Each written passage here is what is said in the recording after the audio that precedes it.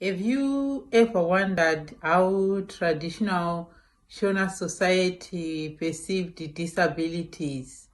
So in this video, we are diving into the fascinating and often challenging world of traditional Shona society, exploring their beliefs about ancestral spirits, witchcraft, and the fate of disabled children, from spiritual rituals to a heartbreaking social stigma. Discover the untold stories that shaped lives and communities.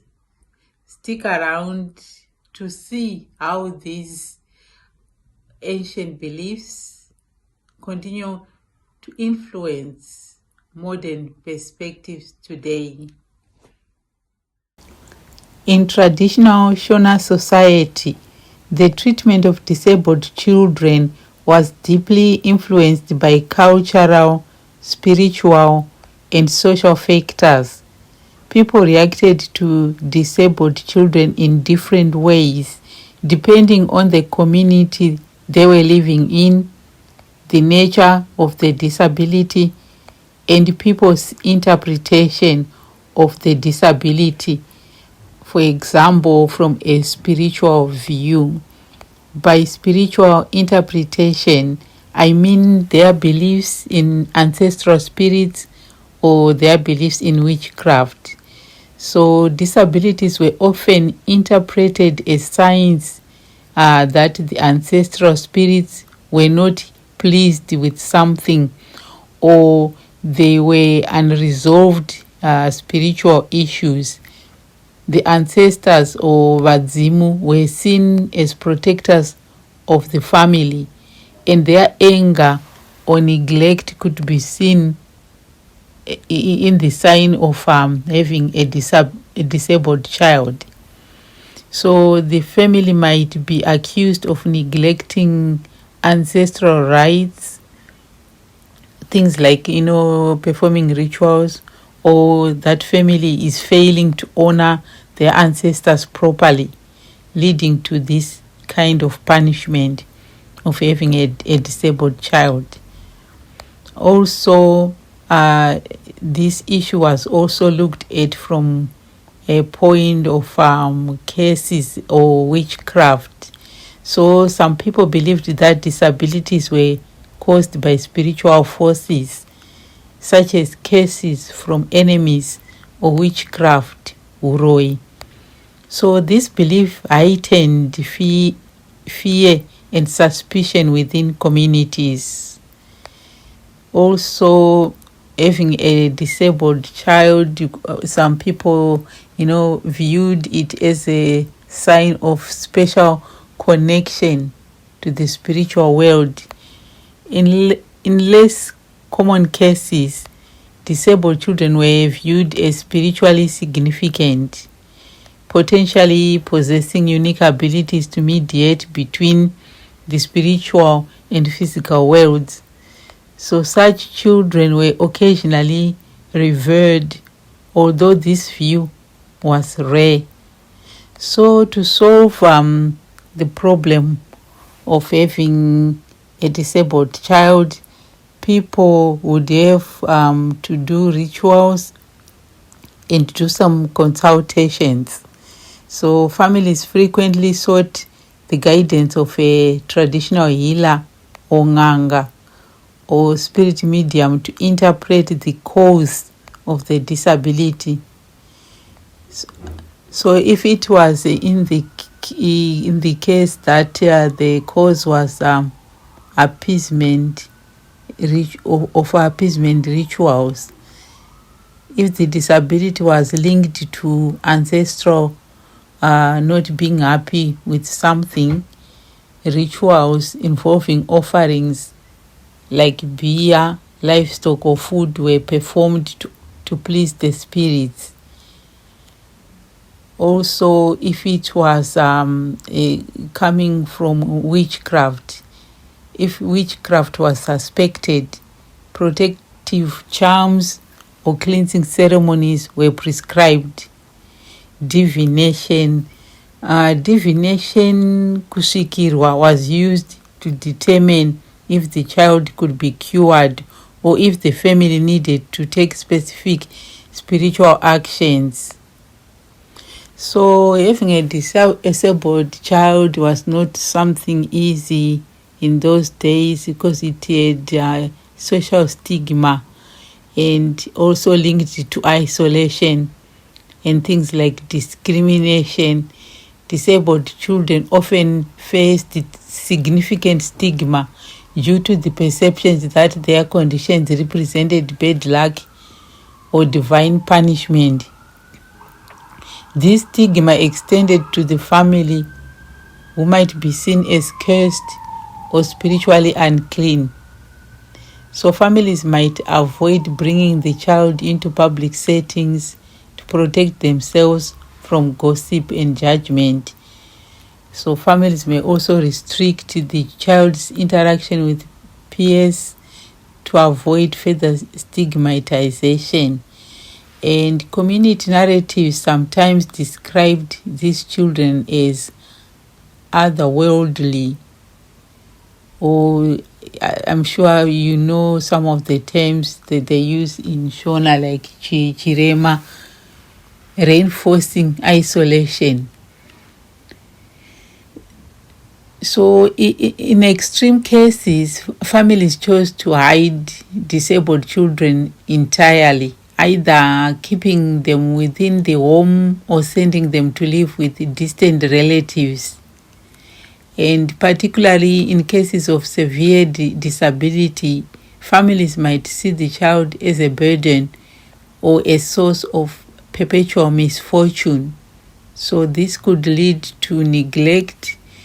So disabled children might be deprived of adequate food, medical care, or emotional support. And I would give an example, like if a family had maybe 5 children or so, those children, those that were able-bodied, will be given priority, when it came to going to school. And the disabled one was left out and abandoned. So in rare and extreme cases, families might abandon disabled infants in remote areas or deliberately end their lives. This was seen as a way to protect the family from misfortune or to please communal, expectations. So in the event that the disabled children were accepted, how were they looked after?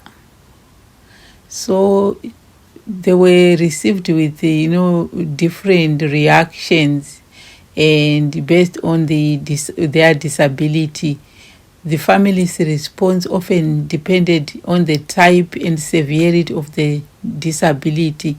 If it was a mild disability, children with minor impairments, for example, mild physical disabilities, were often more likely to be integrated into daily life and given roles they could perform, such as household chores or farming tasks. But for those with severe disabilities, those children with severe physical or intellectual disabilities were less likely to be actively included. Their care often depended on the family's capacity and willingness to support them. So things like kinship support would come in, and this is where the role of extended family was involved. The Shona's kinship system emphasized collective responsibility. Extended family members, particularly aunts and tetes and uncles, the gurus, might assist in caregiving. Community attitudes. Support varied depending on community attitudes. In some cases, neighbors or relatives would help, while in others, they distanced themselves due to stigma.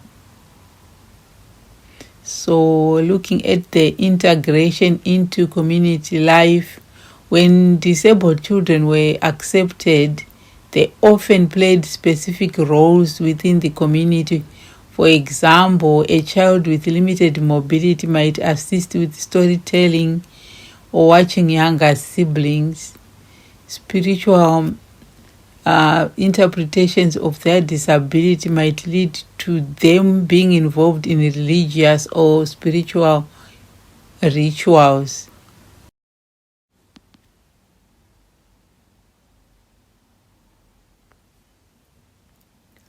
Changing dynamics. Over time, with exposure to modern education, religion, particularly Christianity, and human rights advocacy, attitudes towards disabilities have gradually shifted. Traditional beliefs and stigma have not entirely disappeared, but now coexist with newer perspectives that emphasize the dignity and rights of disabled individuals. Looking back, a long time ago, in traditional Shona society, people had different ideas about why some children were born with disabilities. They thought it might be because of their ancestors were unhappy, or someone had cast a magic spell, or there was bad luck in the family. So because of these beliefs, families sometimes treated disabled children in ways that might seem unfair or unkind today. For example, some children were hidden away or not given the same chances as others. But over time, things started to change. More people began to go to school and learn new ideas about disabilities. Churches, especially Christian ones, taught that every person, including disabled children, is special and loved by God. This helped some people understand that disabilities were not a punishment or bad luck. Then human rights groups began teaching people that everyone deserves respect, care, and opportunities no matter what. These new ideas helped families and communities see disabled children in a kinder way. So today, many Shona families believe in taking care of disabled children and helping them grow just like other children. While some old beliefs still exist, many people now try to treat disabled children with more love and fairness.